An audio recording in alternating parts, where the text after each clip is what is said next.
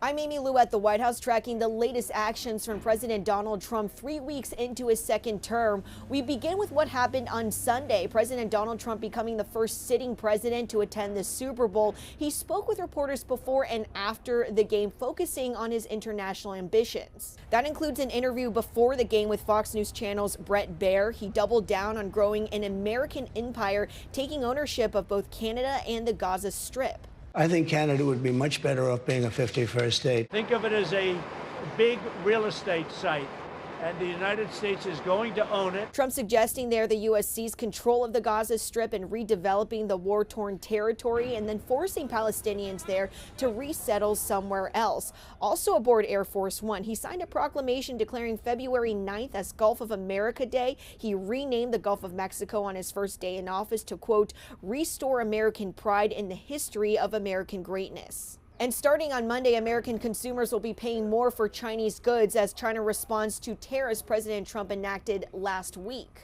Trump plans to announce even more new tariffs at least twice this week, working against China, Canada, and Mexico, America's three biggest trading partners. Very simply, it's if they charge us, we charge them. President Trump views the tariffs as leverage, forcing countries to address immigration and drug trafficking issues, and also as revenue to help close the budget deficit, although many economists predict they will raise prices and inflation in the U.S. instead.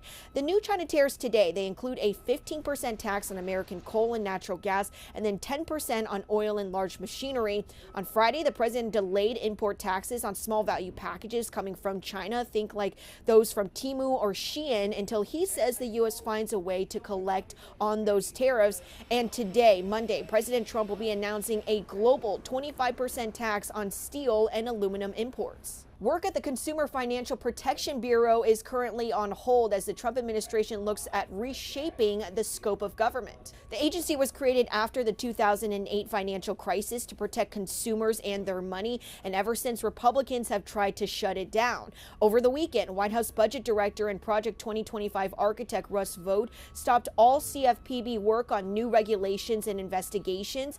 The recent actions from the Bureau include capping bank overdraft fees and then trying to stop data brokers from selling personal information.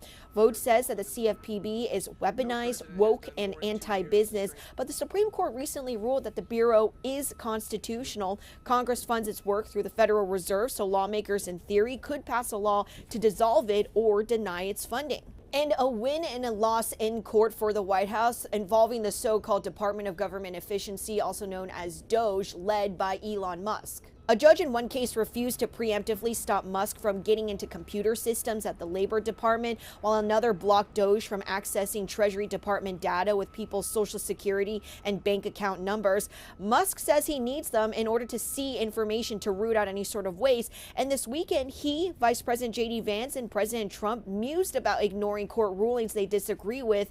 Another case to watch out for today on Monday, a hearing over whether the offer to buy out more than 2 million federal workers is considered legal.